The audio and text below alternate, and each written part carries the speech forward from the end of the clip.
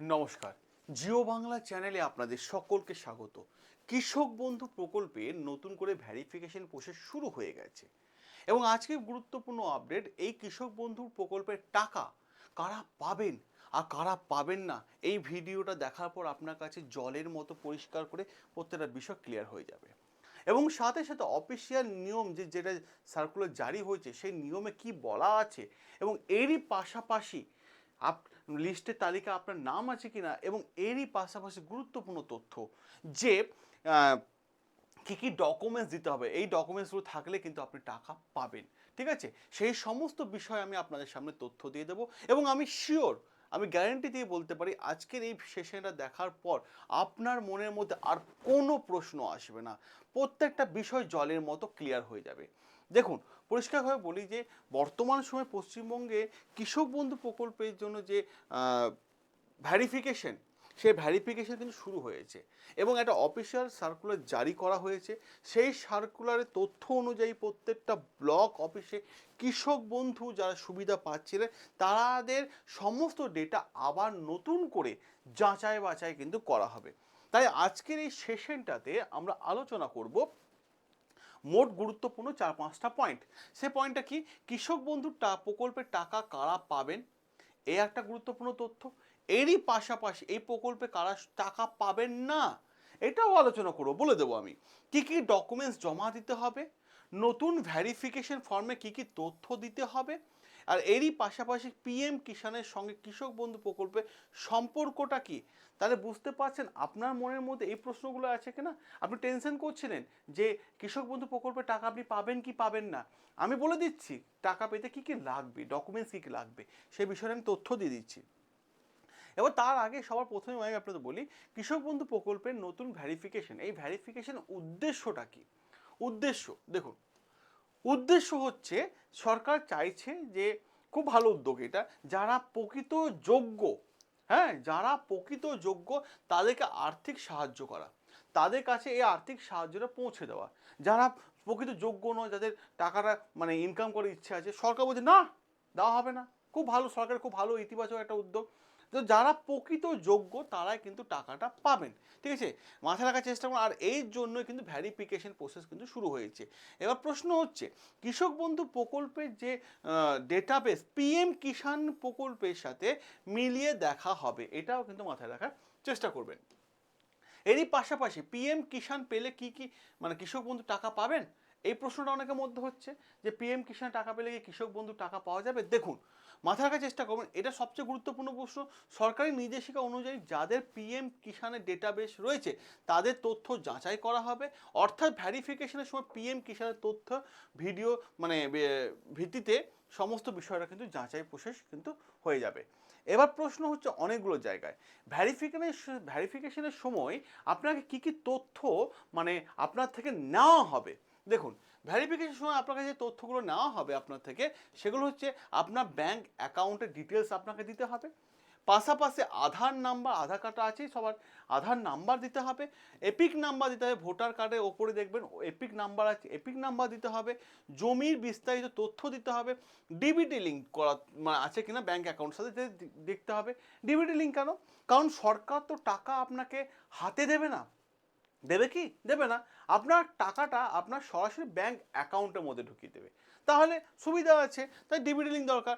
IFC code দেবেন, ব্যাংকের পাসবই প্রথম পেজটা উল্টাবেন, দেখুন আইএফসি কোড দেওয়া আছে, ঠিক আছে, ওটা লাগবে। এবং আপনার অ্যাকাউন্ট নাম্বার, ঠিক আছে, সো এই অ্যাকাউন্ট নাম্বার লাগবে। সরকার আপনার কাছে এই তথ্যগুলো নেবে, আর কি কোনো তথ্য নেবে না, নেবে, বলে দিচ্ছি ফর্মে কী কী থাকবে। দেখুন, কৃষক বন্ধু টাকা কারা পাবেন না, সবথেকে গুরুত্বপূর্ণ জায়গা, কারা পাবেন না। আপনি সরকারি চাকরি করেন, আপনি টাকা পাবেন না, করেন পাবেন না। আপনি সরকারি বা বেসরকারি জায়গায় আপনি চাকরি করছেন, আপনিও টাকা পাবেন না, বলে দিয়েছে, আপনিও পাবেন না। আপনি সরকারের কাছ থেকে বেতন নিচ্ছেন, আপনি টাকা পাবেন না, একদম। আপনি সরকারের কাছে চাকরি করছিলেন কিন্তু এখন পেনশন নিচ্ছেন, আপনিও টাকা পাবেন না, মিলিয়ে নিন, ঠিক আছে। আপনি ইনকাম ট্যাক্স দেন, আপনি টাকা পাবেন না, যারা ইনকাম ট্যাক্স দিতে ভাই ইনকাম তো ভালোই আছে, তারাও টাকা পাবে না, ঠিক আছে। এই সমস্ত বিষয় ভ্যারিফিকেশন প্রসেসের মাধ্যমে কিন্তু দেখা হবে। ঠিক আছে, কারণ সরকারের ক্লিয়ার আনসার, যারা প্রকৃত যোগ্য তারা এই টাকাটা পাক, যেন অযোগ্য হাতে যেন টাকাটা না যায়। যারা প্রকৃত যোগ্য আছে তারাই কিন্তু টাকাটা পাবে। এবার দেখুন, অনেকে প্রশ্ন আছে যে অন্নপূর্ণা ভাণ্ডার বা যুবশ্রী প্রকল্পে টাকা পেলে কি কৃষক বন্ধু টাকা পেতে কি অসুবিধা হবে? উত্তর হচ্ছে একদমই না। ঠিক আছে, কোনো সমস্যা হবে না। অন্নপূর্ণা ভাণ্ডার বা যুবশ্রী প্রকল্প পেয়ে যে টাইপের যে সামাজিক প্রকল্প আপনি পেয়ে থাকেন তাহলে অসুবিধা হবে না। কিন্তু মাথায় রাখার চেষ্টা করবেন যে মানে কারণ নির্দেশিকা শুধুমাত্র সরকারি চাকরি জীবীদের কথা বলা হচ্ছে, যারা সরকারের কাছে বেতন নেন তাদের কথা বলা হয়েছে, যারা ইনকাম ট্যাক্স দেন বা পেনশন নেন তাদের কথা বলা হয়েছে, তারা একমাত্র টাকা পাবে না, এমন কোনো নির্দেশিকা এখনো পর্যন্ত দেখা যায়নি। এবং এরই পাশাপাশি আমি আপনাদের বলি যে অনেকের প্রশ্ন আছে যে এসআইআর লিস্টে নাম থাকলে কি টাকা পাওয়া যাবে?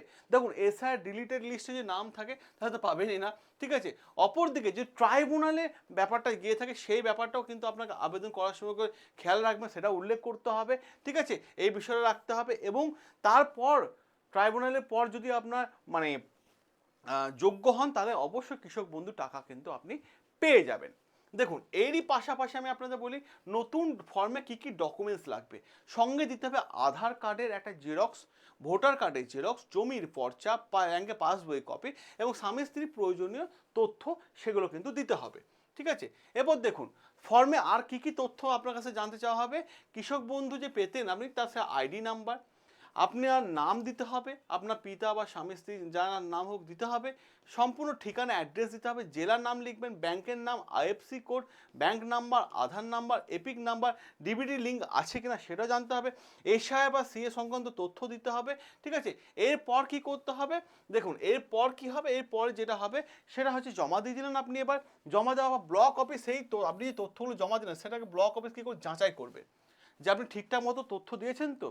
ঠিক আছে, এবং এডিও সেটা পরীক্ষাও করবে। ঠিক আছে, এডিও পরীক্ষাও করবে এবং সমস্ত পরীক্ষাগুলো করার পর ঠিকঠাক লাগে তাহলে মানে পোর্টালে আপলোড হবে। ঠিক আছে, পোর্টালে আপলোড হওয়ার পর অ্যাপ্রুভালের জন্য ওয়েট করতে হবে, আর অ্যাপ্রুভ হয়ে গেলে আপনার অ্যাকাউন্টে সরাসরি টাকা কিন্তু পাঠিয়ে দেওয়া হবে। ঠিক আছে, সরাসরি টাকা পাঠিয়ে দেবে। এরপর দেখুন কি বলছে, এরপর আর কি যাচাই করা হবে। দেখুন যাচাই করা হবে account number, DBT link status দেখবেন, আধার, জমি রেকর্ড এবং অন্যান্য সরকারি তথ্য। ঠিক আছে, টাকা পাঠানোর আগে যাচাই করা হবে এই বিষয়গুলো। এবার দেখুন নতুন কি আবেদন করা যাবে, অনেকে প্রশ্ন হচ্ছে নতুন করে আবেদন করা যাবে না। এরকম কোনো তথ্য এখনো সরকারি নির্দেশিকা জারি হয়নি যে নতুন কোনো তথ্য আবেদন করা যাবে কিনা, তেমন কোনো তথ্য এখনো পর্যন্ত আসেনি। আসলে সবার আগে আমরা আপনাদের জানিয়ে দেবো। এখন কি করবেন, এখন আপনি আপনার নিকটবর্তী বিডিও অফিসে যান, ব্লক অফিসে যান। ঠিক আছে, অযথা ভিড় করবেন না, সেখানে গিয়ে দেখুন যে মানে লিস্টে আপনার তালিকায় বা লিস্ট ভেরিফিকেশন তালিকা আপনার নাম আছে কিনা। যদি থাকে তাহলে যত দ্রুত সম্ভব ফর্ম সংগ্রহ করুন। ঠিক আছে, এবং সমস্ত ডকুমেন্টস জমা করে দিন এবং যত দ্রুত মানে ভেরিফিকেশন হয়ে যাবে তত দ্রুত কিন্তু অ্যাপ্রুভেল আপনি পেয়ে যাবেন টাকার জন্য। এবার দেখুন যে বিষয়টা গুরুত্বপূর্ণ তথ্য আমি বলে দিই, পুরো বিষয়টা ভ্যারিফিকেশন শুরু হয়ে গেছে। পিএম কিষাণ ডেটাবেসের সঙ্গে তথ্য মিলিয়ে দেখা হবে। ঠিক আছে, যারা সরকারি চাকরি, পেনশন বা বেতন নিতেন, আয় ইনকাম ট্যাক্স দেন, তারা কেউ টাকা পাবেন না। অন্নপূর্ণা ভাণ্ডার বা যুবশ্রী মতো সামাজিক প্রকল্প পেলে টাকা পেতে কোনো অসুবিধা হবে না। আধার কার্ড, ভোটার কার্ড, জমি পর্যায়ে ব্যাংক ডিটেলস জমা দিতে হবে এবং এডিও অনুমোদনের পরেই কিন্তু ব্যাংক অ্যাকাউন্টে টাকা আসবে। তাহলে পুরো বিষয়টা আমি আপনাদের সামনে তুলে ধরলাম। আমি আপনাদের শুরুতে কি বললাম যে ভিডিওটা দেখার পর আপনার মনের মধ্যে কোনো প্রশ্ন আসবে না, তো মিলেছে তো আমার কথা? ঠিক আছে, তো ভিডিও যদি ভালো লেগে থাকে অতি অবশ্যই চ্যানেলটাকে সাবস্ক্রাইব করে দেবেন। এবং আমার রিকোয়েস্ট, মানুষ প্রচণ্ড টেনশনে আছে, আপনি এই ভিডিওটা একটু শেয়ার করে দেন, মানুষের কাছে একটু পৌঁছে দেন। এবং আপনার মনের মধ্যে যে কোনো প্রশ্ন থাকে অতি অবশ্যই কমেন্ট বক্সে কমেন্ট করে তুলে ধরুন, আমরা আপনার জন্য ভিডিও বানিয়ে দেবো। সকলে ভালো থাকবেন, সুস্থ থাকবেন, দেখা হবে আপনাদের সাথে নতুন আরও একটা গুরুত্বপূর্ণ আপডেট নিয়ে।